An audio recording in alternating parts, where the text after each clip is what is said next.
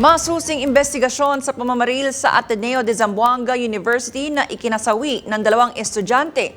Iniutos ni Pangulong Ferdinand Marcos Jr. Ang buong detalye ng balitang yan, ihatid sa atin ni Judea Bernardo. Iniutos ni Pangulong Ferdinand Marcos Jr. ang masusing investigasyon sa shooting incident sa Ateneo de Zamboanga University na ikinasawi ng dalawang estudyante.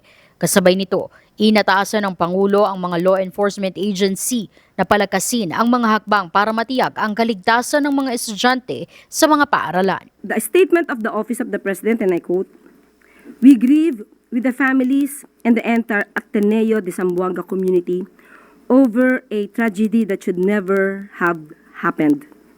Our schools are where we entrust our children to learn, to grow, and to dream about the lives ahead of them.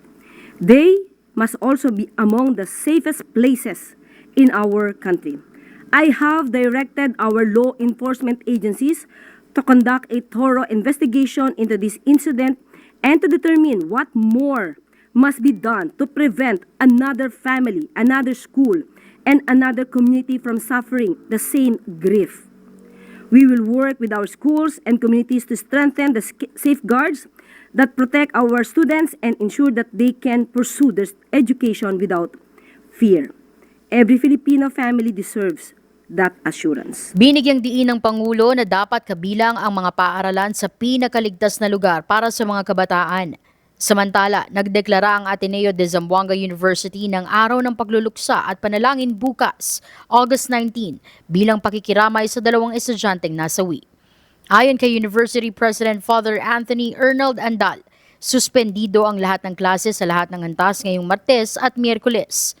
Patuloy namang nakikipag-ugnayan ang universidad sa mga otoridad sa investigasyon at hinimok ang publiko na huwag magpakalat ng hindi beripikadong impormasyon, larawan o video tungkol sa insidente. Para sa DATV News, ako po si Judea Bernardo, nag-uulat.